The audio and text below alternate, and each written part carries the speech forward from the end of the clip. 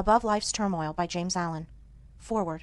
We cannot alter external things, nor shape other people to our liking, nor mold the world to our wishes, but we can alter internal things, our desires, passions, thoughts. We can shape our liking to other people, and we can mold the inner world of our own mind in accordance with wisdom, and so reconcile it to the outer world of men and things. The turmoil of the world we cannot avoid, but the disturbances of mind we can overcome. The duties and difficulties of life claim our attention, but we can give rise above all anxiety concerning them. Surrounded by noise, we can yet have a quiet mind involved in responsibilities. The heart can be at rest in the midst of strife. We can know the abiding peace.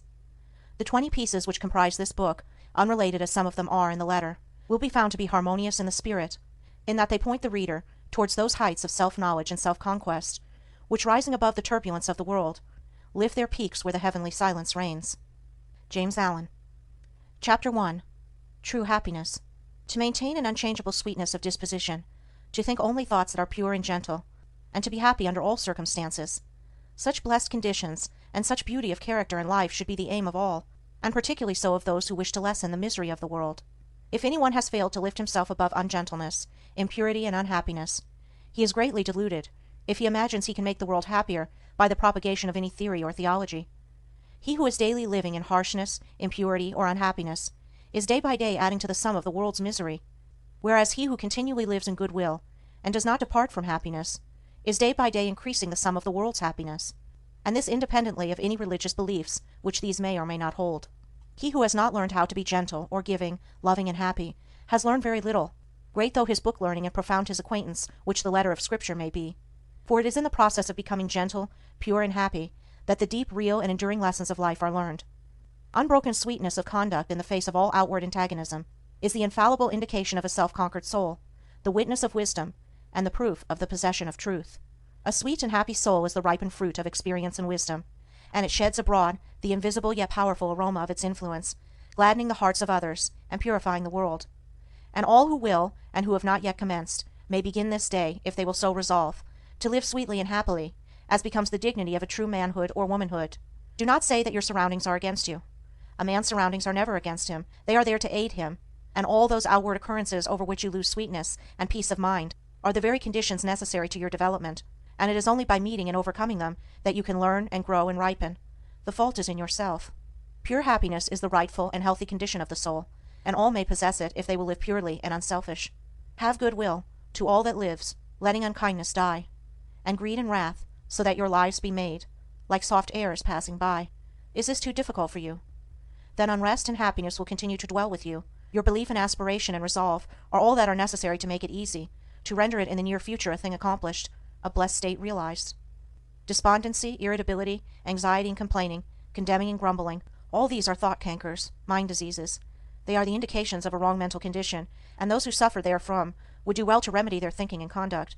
It is true there is much sin and misery in the world, so that all our love and compassion are needed, but our misery is not needed. There is already too much of that. No, it is our cheerfulness and happiness that are needed, for there is too little of that. We can give nothing better to the world than beauty of life and character. Without this, all other things are vain. This is preeminently excellent. It is enduring, real, and not to be overthrown, and it includes all joy and blessedness. Cease to dwell pessimistically upon the wrongs around you. Dwell no more in complaints about and revolt against the evil in others, and commence to live free from all wrong and evil yourself. Peace of mind, pure religion, and true reform lie this way. If you would have others true, be true. If you would have the world emancipated from misery and sin, emancipate yourself. If you would have your home and your surroundings happy, be happy. You can transform everything around you if you will transform yourself. Don't bewail and bemoan. Don't waste yourself in rejection, nor bark against the bad, but chant the beauties of the good. And this you will naturally and spontaneously do, as you realize the good in yourself. Chapter 2. The Immortal Man. Immortality is here and now, and is not a speculative something beyond the grave. It is the lucid state of consciousness in which the sensations of the body, the varying and unrestful states of mind, and the circumstances and events of life are seen to be of a fleeting and therefore of an illusory character. Immortality does not belong to time, and never will be found in time. It belongs to eternity, and just as time is here and now, so is eternity here and now, and a man may find that eternity and establish in it, if he will overcome the self that derives its life from the unsatisfying and perishable things of time. Whilst a man remains immersed in sensation, desire, and the passing events of his day-by-day existence, and regards those sensations, desires, and passing events as of the essence of himself, he can have no knowledge of immortality. The thing which such a man desires, and which he mistakes for immortality, is persistence, that is, a continuous succession of sensations and events in time. Living in, loving, and clinging to the things which stimulate and minister to his immediate gratification, and realizing no state of consciousness above and independent of this, he thirsts for its continuance, and strives to banish the thought that he will at last have to part from those earthly luxuries and delights to which he has become enslaved, and which he regards as being inseparable from himself. Persistence is the antithesis of immortality, and to be absorbed in it is spiritual death. Its very nature is change, impermanence. It is a continual living and dying. The death of the body can never bestow upon a man immortality. Spirits are not different from men, and live their little feverish life of broken consciousness, and are still immersed in change and mortality. The mortal man, he who thirsts for the persistence of his pleasure-loving personality, is still mortal after death, and only lives another life with a beginning and an end, without memory of the past, or knowledge of the future. The immortal man is he who has detached himself from the things of time, by having ascended into the state of consciousness which is fixed and unvariable, and is not affected by passing events and sensations. Human life consists of an ever-moving process of events, and in this procession the mortal man is immersed, and he is carried along with it. And being so carried along, he has no knowledge of what is behind and before him. The immortal man is he who has stepped out of this procession, and he stands by unmoved and watches it, and from his fixed place he sees both the before, the behind, and the middle of the moving thing called life. No longer identifying himself with the sensations and fluctuations of the personality, or with the outward changes which make up the life in time, he has become the passionless spectator of his own destiny and of the destinies of the men and nations. The mortal man also is one who is caught in a dream, and he neither knows that he was formerly awake, nor that he will awake again. He is a dreamer without knowledge, nothing more. The immortal man is as one who has awakened out of his dream, and he knows that his dream was not an enduring reality, but a passing illusion. He is a man with knowledge, the knowledge of both states, that of persistence and that of immortality, and is in full possession of himself. The mortal man lives in the time or world state of consciousness, which begins and ends. The immortal man lives in the cosmic or heaven state of consciousness, in which there is neither beginning nor end, but an eternal now. Such a man remains poised and steadfast under all changes, and the death of his body will not in any way interrupt the eternal consciousness in which he abides.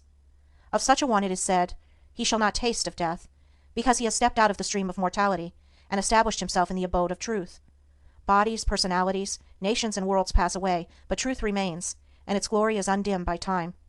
The immortal man, then, is he who has conquered himself, who no longer identifies with the self-seeking forces of the personality, but who has trained himself to direct those forces with the hand of a master, and so has brought them into harmony with the causal energy and the source of all things. The fret and fever of life has ceased, doubt and fear are cast out, and death is not for him who has realized the fadeless splendor of that life of truth, by adjusting heart and mind to the eternal and unchangeable verities. Chapter 3. The Overcoming of Self. Many people have very confused and erroneous ideas concerning the terms the overcoming of self, the eradication of desire, and the annihilation of the personality. Some, particularly the intellectual who are prone to theories, regard it as a metaphysical theory altogether apart from life and conduct, while others conclude that it is the crushing out of all life, energy and action, and the attempt to idolize stagnation and death. These errors and confusions, arising as they do in the minds of individuals, can only be removed by the individuals themselves, but perhaps it might make their removal a little less difficult for those who are seeking the truth, by presenting the matter in another way. The doctrine of the overcoming or annihilation of self is simplicity itself. Indeed, so simple, practical, and close at hand is it, that a child of 5, whose mind has not yet become clouded with theories, theological schemes, and speculative philosophies, would be far more likely to comprehend it than many older people, who have lost their hold upon simple and beautiful truths by the adoption of complicated theories. The annihilation of self consists in weeding out and destroying all those elements in the soul which lead to division, strife, suffering, disease, and sorrow. It does not mean the destruction of any good and beautiful and peace-producing quality. For instance, when a man is tempted to irritability or anger, and by a great effort overcomes the selfish tendency, casts it from him, and acts from the spirit of patience and love, in that moment of self-conquest, he practices the annihilation of self. Every noble man practices it in part, though he may deny it in his own words, and he who carries out this practice to its completion, eradicating every selfish tendency until only the divinely beautiful qualities remain, he is said to have annihilated the personality, all the personal elements, and to have arrived at truth. The self which is to be annihilated is composed of the following 10 worthless and sorrow-producing elements: lust, hatred, avarice, self-indulgence, self-seeking, vanity, pride, doubt, dark belief, delusion. It is the total abandonment, the complete annihilation of these 10 elements, for they comprise the body of desire. On the other hand, it teaches the cultivation, practice, and preservation of the following 10 divine qualities: purity, patience, humility, self-sacrifice, self-reliance, fearlessness, knowledge, wisdom, compassion, love. These comprise the body of truth, and to live entirely in them is to be a doer and knower of the truth, is to be an embodiment of truth. The combination of the 10 elements is called self, or the personality.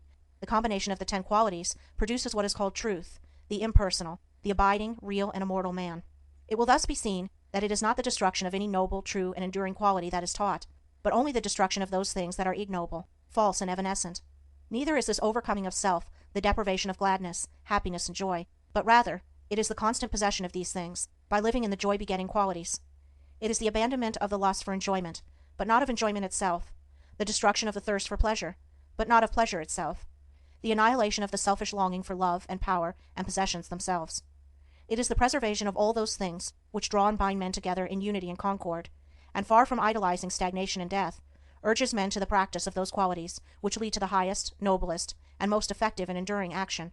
He whose actions proceed from some or all of the 10 elements wastes his energies upon negations, and does not preserve his soul. But he whose actions proceed from some or all of the 10 qualities, he truly and wisely acts, and so preserves his soul. He who lives largely in the 10 earthly elements, and who is blind and deaf to the spiritual veridities, will find no attraction in the doctrine of self-surrender, for it will appear to him as the complete extinction of his being. But he who is endeavoring to live in the 10 heavenly qualities will see the glory and beauty of the doctrine, and will know it as the foundation of life eternal. He will also see that when men apprehend and practice it, industry, commerce, government, and every worldly activity will be purified, and action, purpose, and intelligence, instead of being destroyed, will be intensified and enlarged, but free from strife and pain. Chapter 4. The Uses of Temptation. The soul, in its journey towards perfection, passes through 3 distinct stages. The first is the animal stage, in which the man is content to live, in the gratification of his senses, unawakened to the knowledge of sin, or of his divine inheritance, and altogether unconscious of the spiritual possibilities within himself. The second is the dual stage, in which the mind is continually oscillating between its animal and divine tendencies, having become awakened to the consciousness of both. It is during this stage that temptation plays its part in the progress of the soul. It is a stage of continual fighting, of falling and rising, of sinning and repenting, for the man, still loving and reluctant to leave the gratifications in which he has so long lived, yet also aspires to the purity and excellence of the spiritual state, and he is continually mortified by an undecided choice. Urged on by the divine life within him, this stage becomes at last one of deep anguish and suffering, and then the soul is ushered into the third stage, that of knowledge, in which the man rises above both sin and temptation, and enters into peace. Temptation, like contentment in sin, is not a lasting condition, as the majority of people suppose.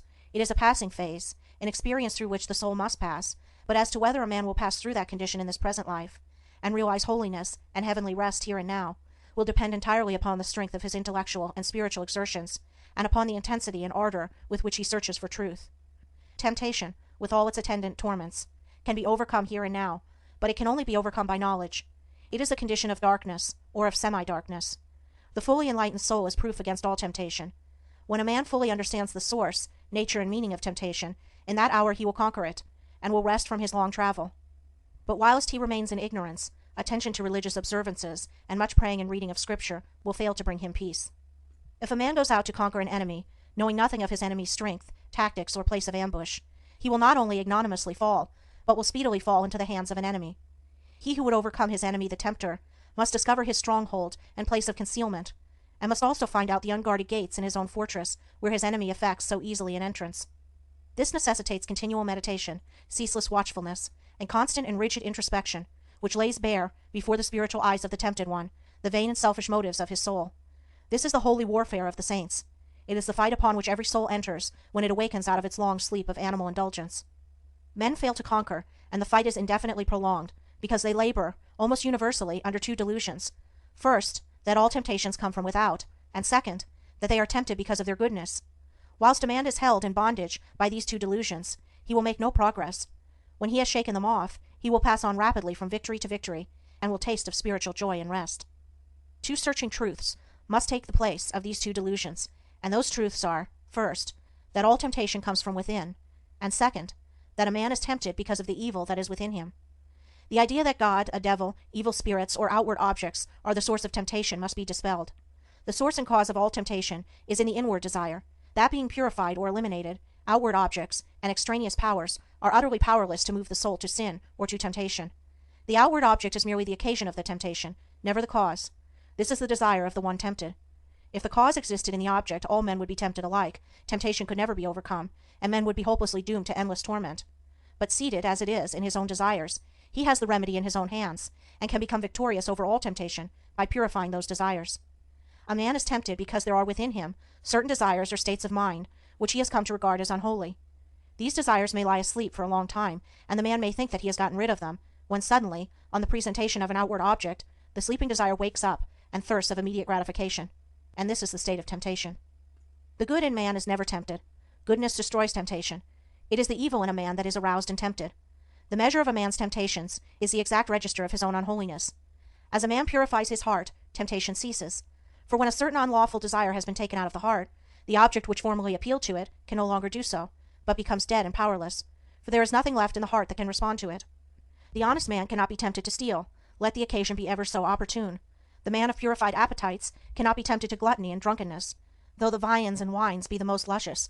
He of an enlightened understanding, whose mind is calm in the strength of inward virtue, can never be tempted to anger, irritability, or revenge, and the wiles and charms of the wanton fall upon the purified heart as empty, meaningless shadows. Temptation shows a man just where he is sinful and ignorant, and is a means of urging him on to higher altitudes of knowledge and purity. Without temptation, the soul cannot grow and become strong. There could be no wisdom, no real virtue, and though there would be lethargy and death, there could be no peace and no fullness of life. When temptation is understood and conquered, perfection is assured, and such perfection may become any man's who is willing to cast every selfish and impure desire by which he is possessed into the sacrificial fire of knowledge. Let men, therefore, search diligently for truth, realizing that whilst they are subject to temptation, they have not comprehended truth and have much to learn. You who are tempted know then that ye are tempted of yourselves. For every man is tempted when he is drawn away from his own lusts, says the Apostle James. You are tempted because you are clinging to the animal within you and are unwilling to let go, because you are living in the false mortal self, which is ever devoid of all true knowledge, knowing nothing, seeking nothing, but its own immediate gratification, ignorant of every truth and of every divine principle.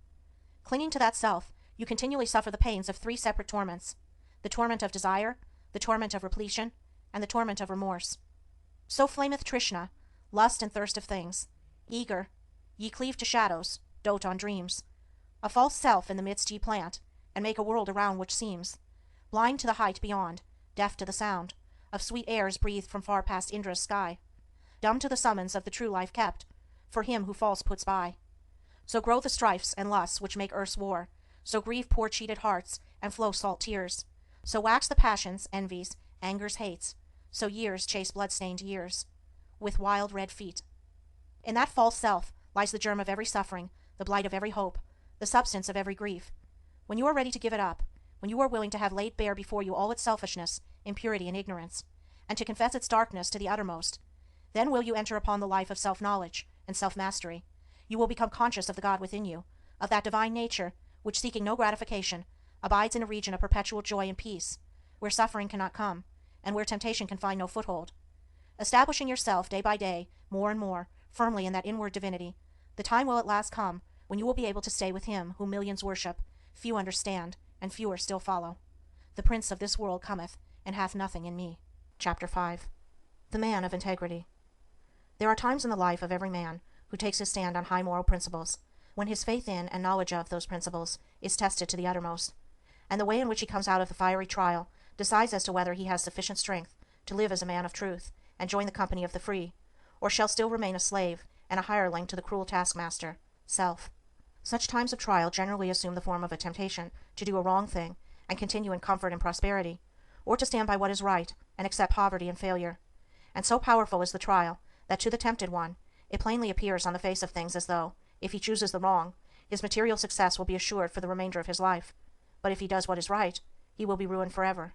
Frequently the man at once quails and gives way before this appalling prospect which the path of righteousness seems to hold out for him. But should he prove sufficiently strong to withstand this onslaught of temptation, then the inward seducer, the spirit of self, assumes the grab of an angel of light and whispers, "Think of your wife and children.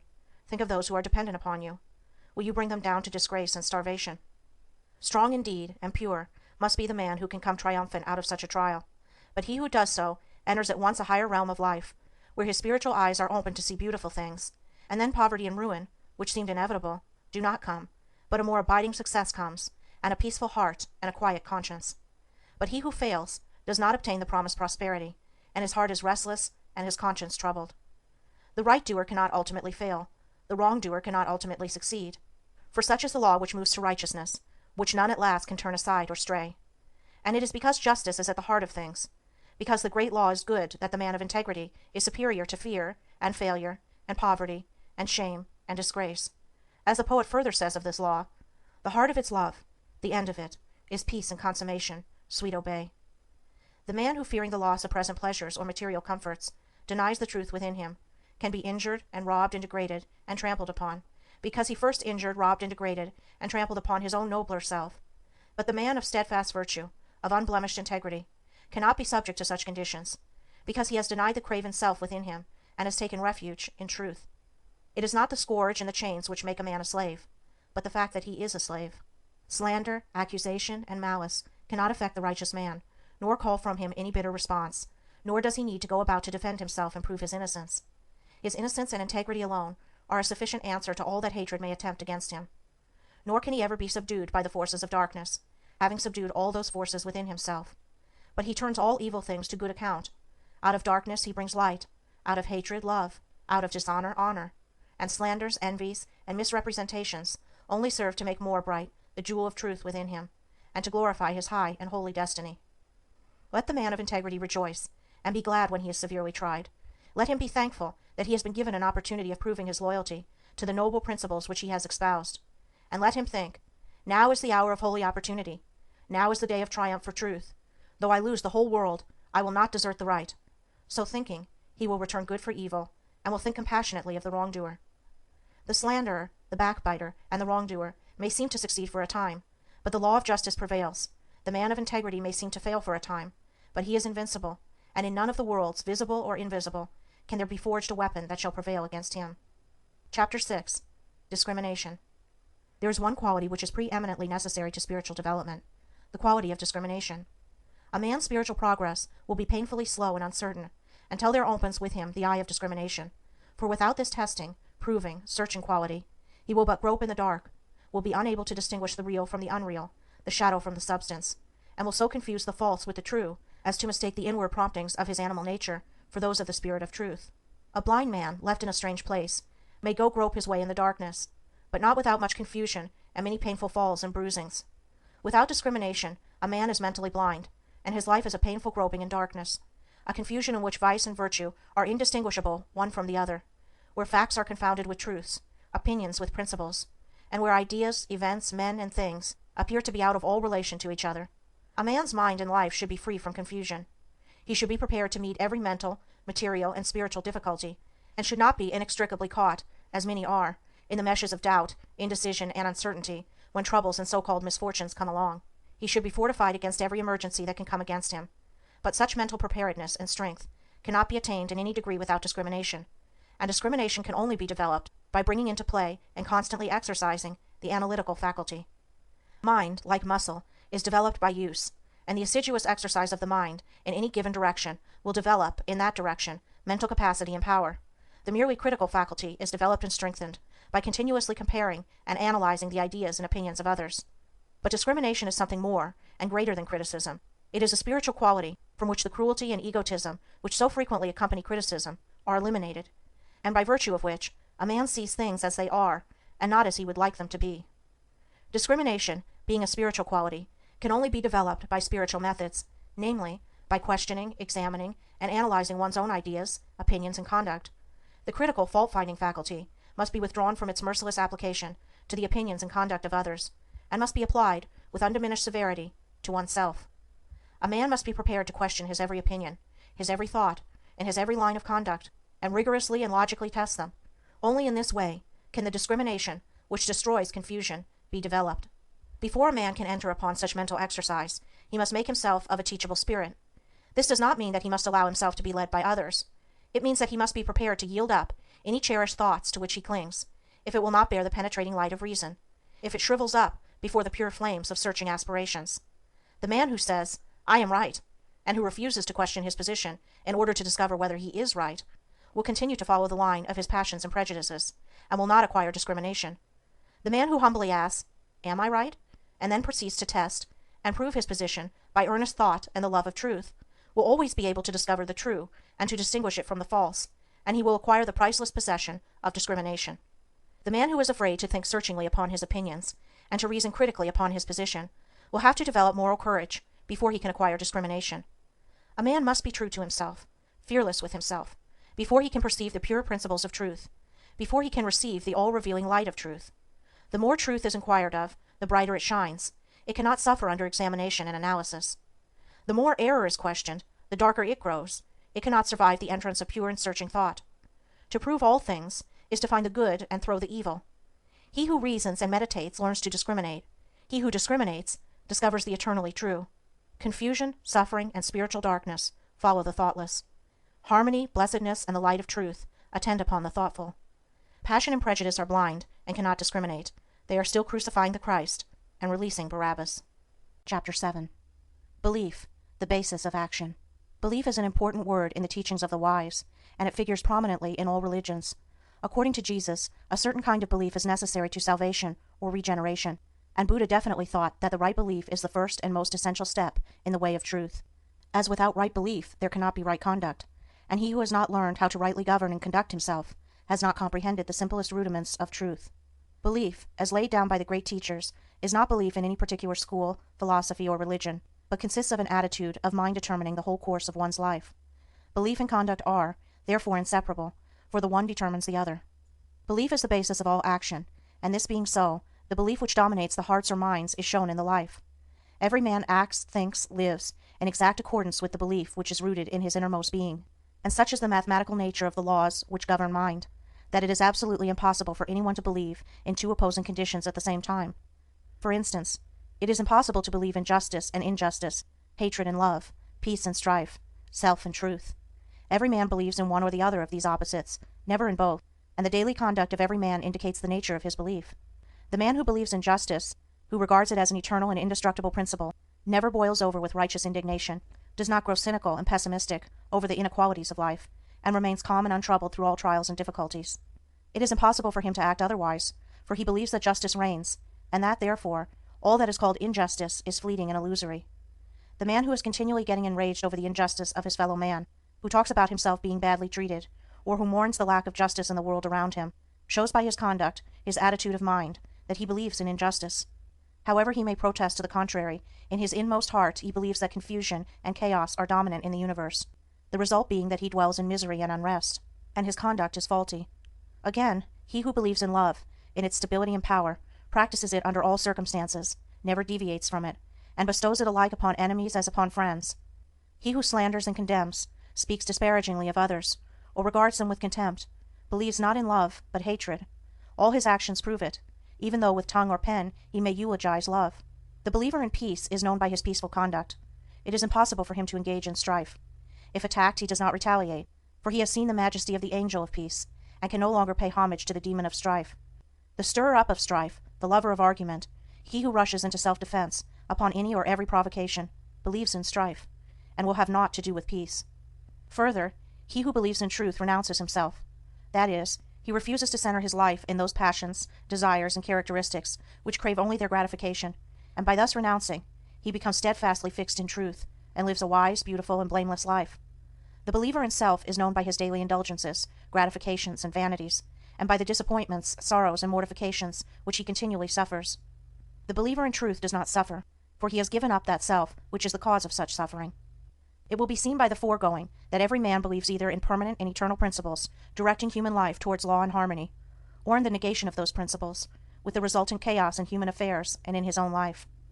Belief in the divine principles of justice, compassion, love, constitutes the right belief laid down by Buddha as being the basis of right conduct, and also the belief unto salvation as emphasized in the Christian scriptures, for he who so believes cannot do otherwise than build his whole life upon these principles, and so purifies his heart and perfects his life. Belief in the negation of this divine principle constitutes what is called, in all religions, unbelief, and this unbelief is manifested as a sinful, troubled, and imperfect life. Where there is right belief, there is a blameless and perfect life. Where there is false belief, there is sin, there is sorrow, the mind and life are improperly governed, and there is affliction and unrest. By their fruits ye shall know them. There is much to talk about, belief in Jesus. But what does belief in Jesus mean? It means belief in his words, in the principles he enunciated and lived, in his commandments, and in his exemplary life of perfection. He who declares belief in Jesus, and yet is all the time living in his lusts and indulgences, or in the spirit of hatred and condemnation, is self-deceived. He believes not in Jesus. He believes in his own animal self. As a faithful servant delights in carrying out the commands of his master, so he who believes in Jesus carries out his commandments, and so is saved from sin. The supreme test of belief in Jesus is this: do I keep his commandments?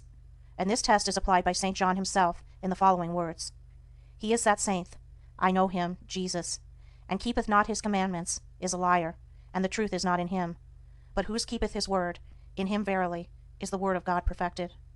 It will be found after a rigid and impartial analysis that belief lies at the root of all human conduct. Every thought, every act, every habit is the direct outcome of a certain fixed belief, and one's conduct alters only as one's belief are modified. What we cling to in that we believe, we practice in that we believe. When our belief in a thing ceases, we can no longer cling to or practice it. It falls away from us as a garment outworn. Men cling to their lusts and lies and vanities because they believe in them, believe there is gain and happiness in them. When they transfer their belief to the divine qualities of purity and humility, those sins trouble them no more. Men are saved from error by belief in the supremacy of truth. They are saved from sin by belief in holiness or perfection. They are saved from evil by belief in good, for every belief is manifested in the life. It is not necessary to inquire as to a man's theological belief, for that is of little or no account. For what can it avail a man to believe that Jesus died for him, or that Jesus is God, or that he is justified by faith, if he continues to live in his lower sinful nature? All that is necessary to ask is this: how does a man live? How does he conduct himself under trying circumstances? The answer to these questions will show whether a man believes in the power of evil or in the power of good. He who believes in the power of good lives a good spiritual or godly life, for goodness is God, yea, verily is God himself, and he will soon leave behind him all sins and sorrows, who believes, with steadfast and unwavering faith, in the supreme good. Chapter 8. The Belief that Saves. It has been said that a man's whole life and character is the outcome of his belief, and also that his belief has nothing whatever to do with his life. Both statements are true.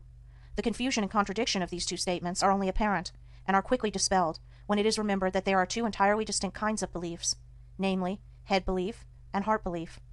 Head, or intellectual belief, is not fundamental and causative, but it is superficial and consequent, and that it has no power in the molding of a man's character, the most superficial observer may easily see. Take, for instance, half a dozen men from any creed. They not only hold the same theological belief, but confess the same articles of faith in every particular, and yet their characters are vastly different. One will be just as noble as another is ignoble. One will be mild and gentle, another coarse and irascible. One will be honest, another dishonest. One will indulge certain habits which another will rigidly abjure, and so on, plainly indicating that theological belief is not an influential factor in a man's life. A man's theological belief is merely his intellectual opinion or view of the universe, God, the Bible, etc., and behind and underneath this head belief there lies, deeply rooted in his innermost being, the hidden, silent, secret belief of his heart, and it is this belief which molds and makes his whole life. It is this which makes those 6 men who, whilst holding the same theology, are yet so vastly at variance in their deeds. They differ in the vital belief of the heart. What, then, is this heart belief? It is that which a man loves and clings to and fosters in his soul. For he thus loves and clings to and fosters in his heart, because he believes in them, and believing in them and loving them, he practices them. Thus is his life the effect of his belief. But it has no relation to the particular creed which comprises his intellectual belief.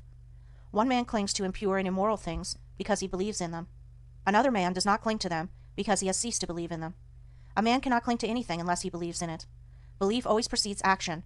Therefore a man's deeds in life are the fruits of his belief.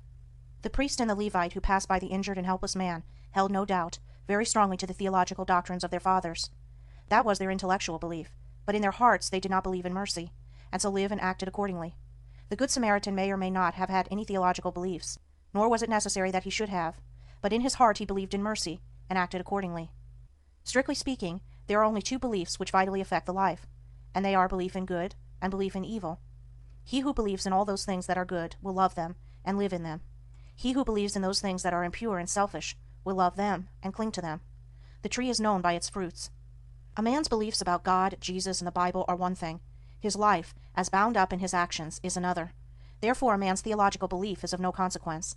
But the thoughts which he harbors, his attitude of mind towards others, and his actions, these, and these only, determine and demonstrate whether the belief of a man's heart is fixed in the false or true. Chapter 9. Thought and Action. As the fruit to the tree and the water to the spring, so is action to thought. It does not come into manifestation suddenly and without a cause. It is the result of a long and silent growth, the end of a hidden process which has long been gathering force.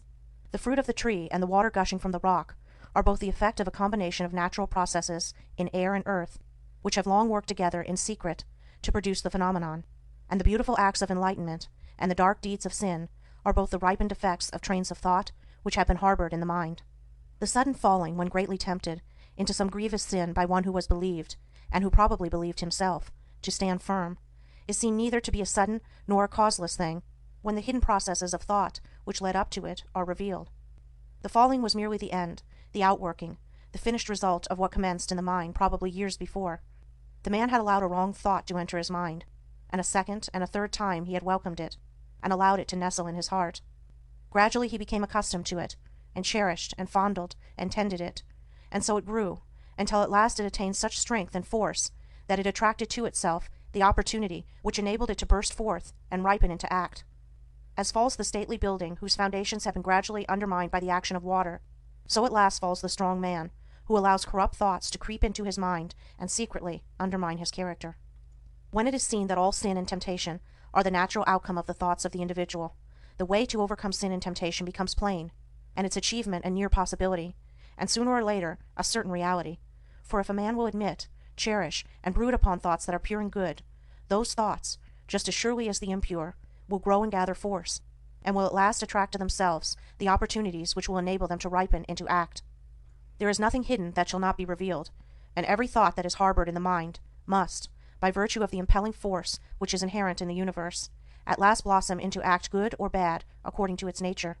The divine teacher and the sensualist are both the product of their own thoughts, and have become what they are as the result of the seeds of thought which they have implanted, are allowed to fall into the garden of the heart, and have afterwards watered, tended, and cultivated. Let no man think he can overcome sin and temptation by wrestling with opportunity. He can only overcome them by purifying his thoughts, and if he will, day by day, in the silence of his soul, and in the presence of his duties, strenuously overcome all erroneous inclination, and put in its place thoughts that are true and that will endure the light, opportunity to do evil will give place to opportunity for accomplishing good, for a man can only attract that to him which is in harmony with his nature, and no temptation can gravitate to a man unless there is that in his heart which is capable of responding to it. Guard well your thoughts, reader, for what you really are in your secret thoughts today, be it good or evil, you will, sooner or later, become an actual deed. He who unwearyingly guards the portals of his mind against the intrusion of sinful thoughts, and occupies himself with loving thoughts, with pure, strong, and beautiful thoughts, will, when the season of their ripening comes, bring forth the fruits of gentle and holy deeds, and no temptation that can come against him shall find him unarmed or unprepared. Chapter 10. Your mental attitude. As a being of thought, your dominant mental attitude will determine your conditions in life. It will also be the gauge of your knowledge and the measure of your attainment. The so-called limitations of your nature are the boundary lines of your thoughts. They are self-erected fences, and can be drawn to a narrower circle, extended to a wider, or be allowed to remain. You are the thinker of your thoughts, and as such you are the maker of yourself and condition. Thought is causal and creative, and appears in your character and life in the form of results. There are no accidents in your life. Both its harmonies and antagonisms are the responsive echoes of your thoughts. A man thinks, and his life appears. If your dominant mental attitude is peaceable and lovable, bliss and blessedness will follow you. If it be resistant and hateful, trouble and distress will cloud your pathway. Out of ill will come grief and disaster. Out of good will, healing and reparation. You imagine your circumstances as being separate from yourself, but they are intimately related to your thought world. Nothing appears without an adequate cause. Everything that happens is just. Nothing is fated. Everything is formed. As you think, you travel. As you love, you attract. You are today where your thoughts have brought you. You will be tomorrow where your thoughts take you. You cannot escape the result of your thoughts, but you can endure and learn, can accept and be glad. You will always come to the place where your love, your most abiding and intense thought, can receive its measure of gratification. If your love be base, you will come to a base place. If it be beautiful, you will come to a beautiful place. You can alter your thoughts, and so alter your condition. Strive to perceive the vastness and grandeur of your responsibility. You are powerful, not powerless. You are as powerful to obey as you are to disobey, as strong to be pure as to be impure, as ready for wisdom as for ignorance. You can learn what you will, can remain as ignorant as you choose. If you love knowledge, you will obtain it. If you love wisdom, you will secure it. If you love purity, you will realize it. All things await your acceptance, and you choose by the thoughts which you will entertain. A man remains ignorant because he loves ignorance, and chooses ignorant thoughts. A man becomes wise because he loves wisdom, and chooses wise thoughts. No man is hindered by another, he is only hindered by himself. No man suffers because of another, he suffers only because of himself. By the noble gateway of pure thought, you can enter into the highest heaven. By the ignoble doorway of impure thought, you can descend into the lowest hell. Your mental attitude towards others will faithfully react upon yourself, and will manifest itself in every relation of your life. Every impure and selfish thought that you send out comes back to you in your circumstances in some form of suffering. Every pure and unselfish thought returns to you in some form of blessedness. Your circumstances are effects of which the cause is inward and invisible. As the father-mother of your thoughts, you are the maker of your state and condition. When you know yourself, you will perceive that every event in your life is weighed in the faultless balance of equity. When you understand the law within your mind, you will cease to regard yourself as the impotent and blind tool of circumstances, and will become the strong and seeing master. Chapter 11. Sowing and Reaping. Go into the fields and country lanes in the springtime, and you will see farmers and gardeners busy sowing seeds in the newly prepared soil. If you were to ask any one of those gardeners or farmers what kind of produce he expected from the seed he was sowing, he would doubtless regard you as foolish, and would tell you that he does not expect at all, that it is a matter of common knowledge that his produce will be of the kind which he is sowing, and that he is sowing wheat or barley or turnips, as the case may be, in order to reproduce that particular kind. Every fact and process in nature contains a moral lesson for the wise man. There is no law in the world of nature around us which is not to be found operating within the same mathematical certainty in the mind of man and in human life. All of the parables of Jesus are illustrative of this truth, and are drawn from the simple facts of nature. There is a process of seed sowing in the mind and life of a spiritual sowing, which leads to a harvest according to the kind of seed sown. Thoughts, words, and acts are seeds sown, and by the inviolable law of things, they produce after their kind. A man who thinks hateful thoughts brings hatred upon himself. The man who thinks loving thoughts is loved. The man whose thoughts, words, and acts are sincere is surrounded by sincere friends. The insincere man is surrounded by insincere friends. The man who sows wrong thoughts and deeds, and prays that God will bless him, is in the position of a farmer who, having sown tares, asks God to bring forth for him a harvest of wheat. That which ye sow ye reap. See yonder fields. The sesamum was sesamum, the corn was corn, the silence and the darkness knew. So is a man's fate born. He cometh reaper of the things he sowed. He who would be blessed, let him scatter blessings. He who would be happy, let him consider the happiness of others. Then there is another side to this seed sowing. The farmer must scatter all his seed upon the land, and then leave it to the elements. Were he to covetously hoard his seed, he would lose both it and his produce, for his seed would perish. It perishes when he sows it, but in perishing it brings forth a great abundance. So in life, we get by giving, we grow rich by scattering. The man who says he is in possession of knowledge, which he cannot give out, because the world is incapable of receiving it, either does not possess such knowledge, or if he does, will soon be deprived of it, if he is not already so deprived. To hoard is to lose. To exclusively retain is to be dispossessed. Even the man who would increase his material wealth must be willing to part with, invest, what little capital he has, and then wait for the increase. So long as he retains his hold on his precious money, he will not only remain poor, but will be growing poorer every day. He will, after all, lose the thing he loves, and will lose it without increase. But if he wisely lets it go, if, like the farmer, he scatters his seeds of gold, then he can faithfully wait for, and reasonably expect, the increase. Men are asking God to give them peace and purity, and righteousness and blessedness, but are not obtaining these things. And why not? Because they are not practicing them, not sowing them. I once heard a preacher pray very earnestly for forgiveness, and shortly afterwards, in the course of his sermon, he called upon his congregation to show no mercy to the enemies of the church. Such self-delusion is pitiful, and men have yet to learn that the way to obtain peace and blessedness is to scatter peaceful and blessed thoughts, words, and deeds. Men believe that they can sow the seeds of strife, impurity, and unbrotherliness, and then gather in a rich harvest of peace, purity, and concord by merely asking for it. What more pathetic sight than to see an irritable and quarrelsome man praying for peace? Men reap that which they sow, and any man can reap all blessedness, now and at once, if he will put aside selfishness, and sow broadcast the seeds of kindness, gentleness, and love. If a man is troubled, perplexed, sorrowful, or unhappy, let him ask, what mental seeds have I been sowing? What seeds am I sowing? What have I done for others? What is my attitude towards others?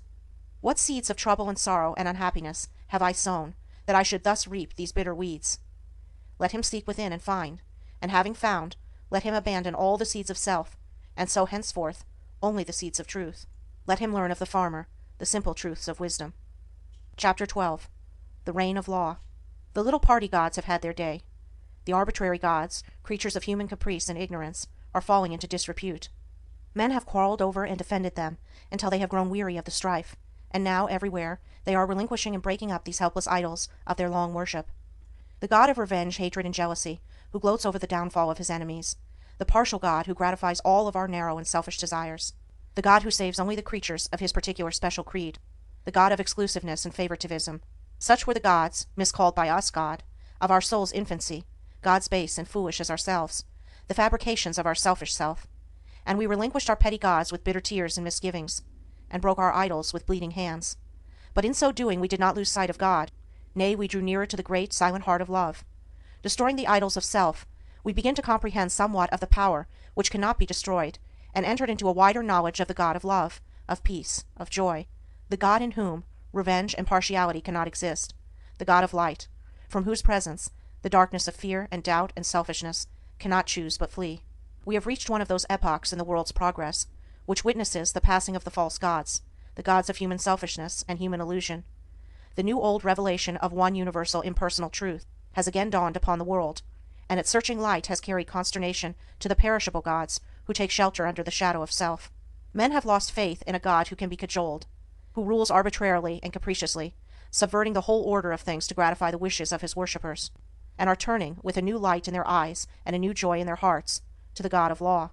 And to him they turn, not for personal happiness and gratification, but for knowledge, for understanding, for wisdom, for liberation from the bondage of self. And thus turning, they do not seek in vain, nor are they sent away empty and discomfited.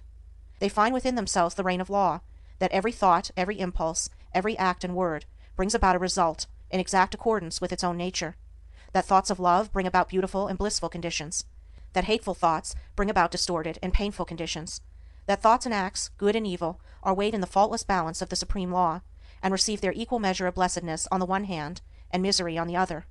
And thus finding, they enter a new path, the path of obedience to the law. Entering that path, they no longer accuse, no longer doubt, no longer fret and despond, for they know that God is right, the universal laws are right, the cosmos is right, and that they themselves are wrong, if wrong there is, and that their salvation depends upon themselves, upon their own efforts, upon their personal acceptance of that which is good, and deliberate rejection of that which is evil. No longer merely hearers, they become doers of the word, and they acquire knowledge, they receive understanding, they grow in wisdom, and they enter into the glorious life of liberation from the bondage of self. The law of the Lord is perfect, enlightening the eyes. Imperfection lies in man's ignorance, in man's blind folly.